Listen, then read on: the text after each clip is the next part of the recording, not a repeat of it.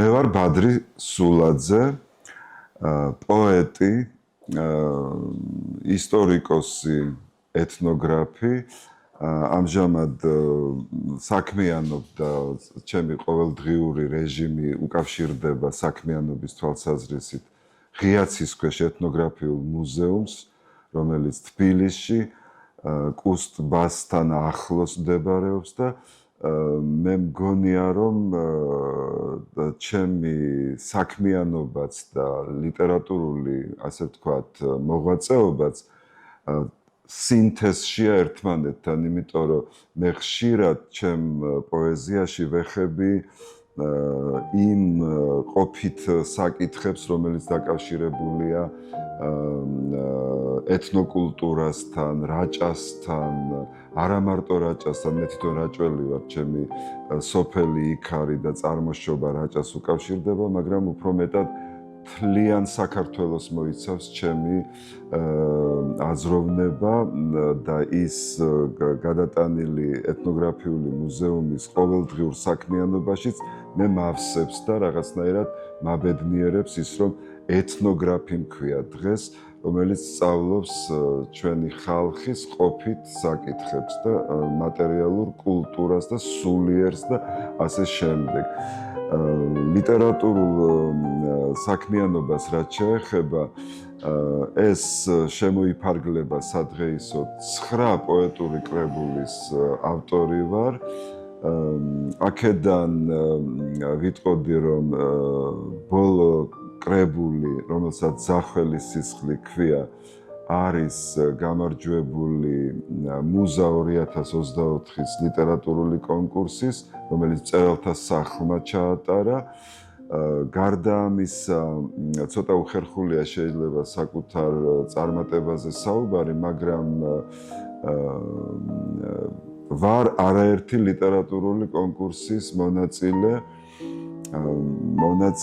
გამარჯვებული, პრიზიორი, ვარ ჯემალ აჯიაშვილის პრემიის ლაურეატი, თამაზ წივწივაძის პრემიის ლაურეატი,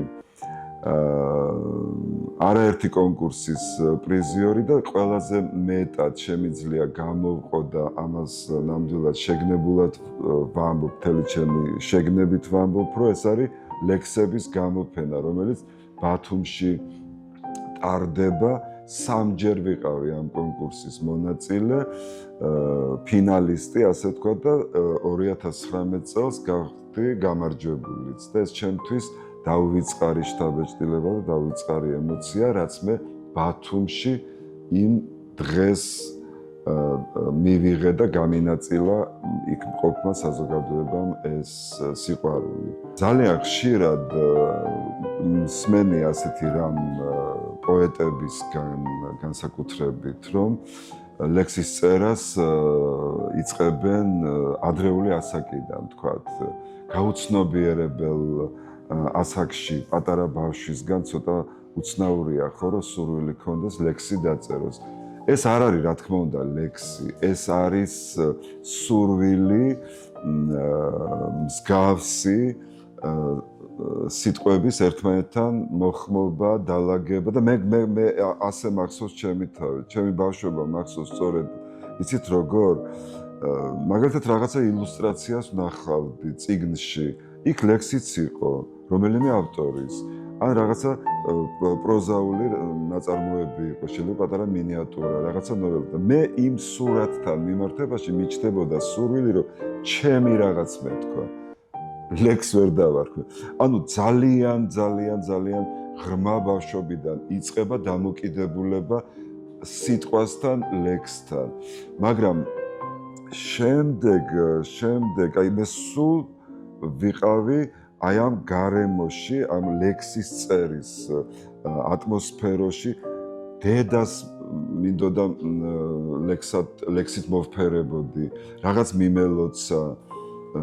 ოჯახის წევრებს, რაღაცა მინდოდა მეთქვა ოჯახის წევრებისთვის ლექსით. ასე იწყება. მერე იყო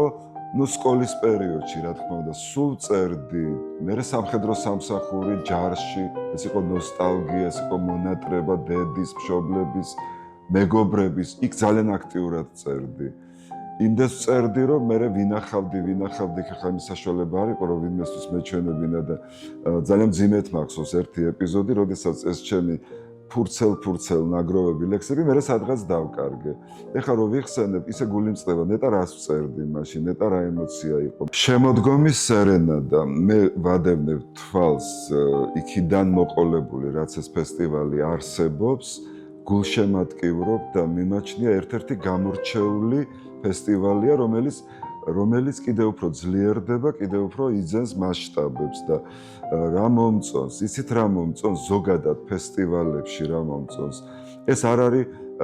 არის ლიტერატურული კონკურსის ფორმატი, ეს არის შეხვედრა, ეს არის ემოციების გაცვლა, ჩემთვის არსებობს ლიტერატურული სიმაღლე, გარკვეული თამასა, რომელსაც უნდა ინარჩუნებდეს, გარკვეული კონკურსია, ეს ფესტივალია, ლიტერატურას აქვს თავისი სიმაღლე, რომელიც უნდა იყოს შენარჩუნებული და აქ იგრძნობა. აქ უნიჭიერესი ახალგაზრდები აკეთებენ ამ საქმეს და არ შემიძლია მადლობა როის არ უთხრა, როი აბუსელიძეს, უნიჭიერეს კაცს. როი იქნება, გენრი იქნება, სულხან წულუკიძე იქნება, გიორგი გაბაიძე იქნება, აჩიკო ბერაძე იქნება, ძალიან ბევრი ნიჭიერი ახალგაზრდა ყავს და რა მიხარია იცით, რომ აჭარის აი ეს ნიჭიერება და ეს განძივით სიმდიდრე, რომელიც ბათუმში, აჭარაში არსებობს, სხვებს რომ იკრებს, როცა სხეული გამომსჭრალი ცხელი ქვიშაა. უდაბნოს მზისგან თვით გვემისთვის გამეტებული. მინდა ბალახის სიძლიერე ვიპოვო ჩემში და გავარღვიო დარდების კუნთად გარდაქმნილი ხორკლიანი მარილის ქერქი, რომ უცხო გზებზე უსასრულოდ ვიხეტიალო, სანამდე გულში ზეთისხილი არ აყვავდება, გულში რომელიც პირობითად ქანაანია, თან ქარავნიან, ქვიშის გროვებს ჩამოვიტოვებ, თან გავექცევი ამ მომქანცველ ყვითელ ქარიშხლებს